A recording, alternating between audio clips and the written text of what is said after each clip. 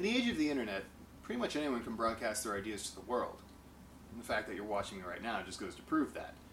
So when filmmakers realized that they could circumvent the traditional means of distribution and use far less resources than they even needed a decade ago, it gave birth to a new medium, the independent, internet-distributed film. Perhaps the most successful of these examples would be Dr. Horrible's Sing-Along blog, which was created in 2008 by Joss Whedon as a way to circumvent the unpleasantness of the Writers Guild of America strike. Without ever seeing a television or a movie screen, it became an internet hit, and the rest is history. Almost a year before that, however, a filmmaker named Ed Glazer had a lofty vision. Make a video game movie that doesn't suck.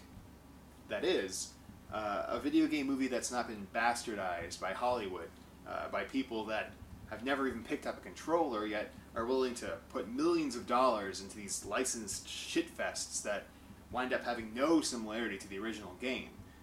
And I'm not just talking about Uwe Boll here. Super Mario Brothers, Street Fighter, Final Fantasy are just a few dents in this pandemic that has taken over Hollywood. Now, the result of Mr. Glazer's vision is Press Start, a feature-length movie that is available from Dark Maze Studios. After reading quite a bit about this online, my curiosity was piqued and I finally decided to take a look at it, and I was really pleasantly surprised. Here's my full review. Now, the first thing you have to realize going into this is that this is a self-described micro-budget film. No official numbers have been released, but it's been confirmed that the budget for the film is in the low 4-digit range. So, no, you won't see any special effects by Industrial Light and Magic or Hollywood actors, but sometimes having such things available is a crutch that's used instead of actually putting an effort into what I feel are the more important aspects of the film, like the story, or in this case, comedic writing. The lack of a high budget lets the natural talents at work here really shine through, and it's a nice change to depend on that instead of a big smash bang with boobies.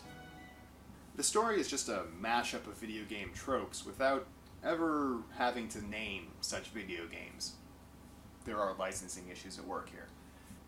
The hero, Zack Nimbus, is a sort of Link character that grows up in this small town without really knowing of his prophetic destiny.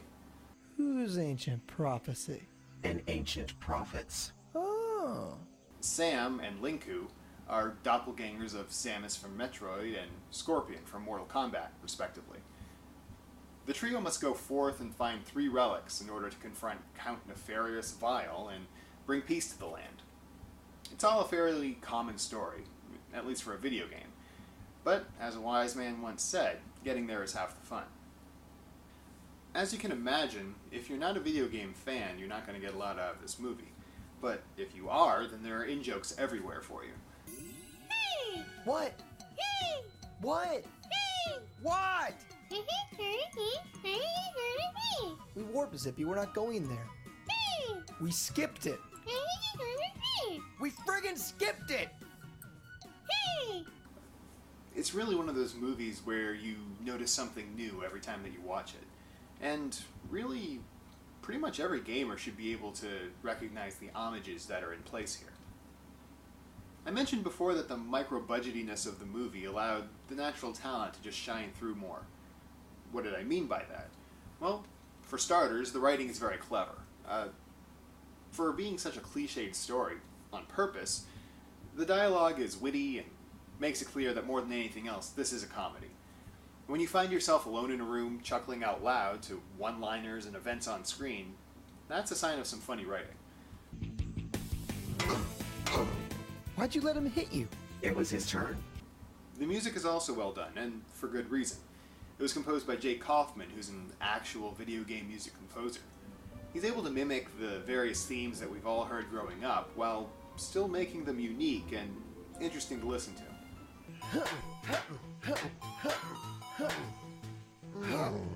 Fight scenes were also done well, at least to my untrained eye. I understand that there were many martial artists on the cast and crew that were able to bring realism to the multiple fight scenes. This includes Daniel and Carlos Pesina, who were motion capture models for the original Mortal Kombat, meaning that they also double as a nice video game-related cameo. Now, I really have to stop here and give a special mention to Peter Davis in his role as Count Nefarious Vile. In my humble opinion, about 81.3% of all comedy is timing. And Mr. Davis is one of the greatest practitioners of comedic timing I have seen in a long time. I mean, his performance alone is worth the price of admission. You've sealed your fate!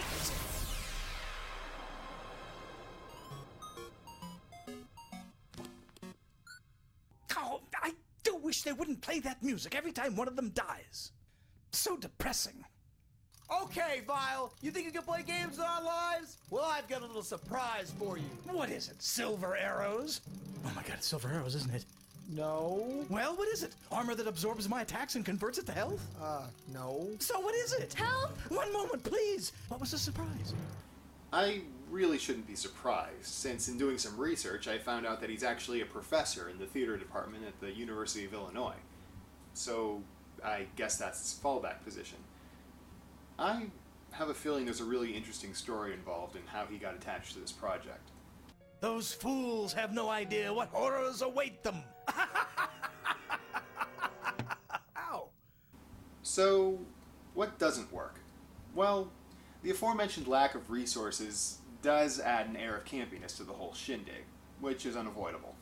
I guess that can be a good or bad thing depending on if that kind of thing turns you on. Personally, it doesn't do very much for me.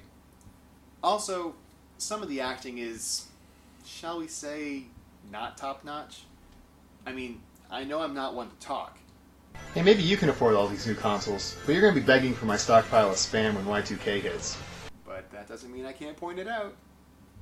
And now, I'm not saying any of the performances were cringeworthy or anything, but you can certainly tell who's had more acting classes amongst the cast. Our quiet little town has been safe for years, and we can always count on you to protect us. You bet. And though I think the editing in general was done well, there's a strange dubbing-like effect that occurs through most of the movie. Good morning, Zach. Sleep well? Yeah, mostly. But the bathroom door's acting up. Just use the shelf. I can't say I'm well enough versed in filmmaking to know what the reason for that is, but it does take me out of the experience at times, especially at the beginning. What I find most interesting about this movie is that it's an obvious labor of love.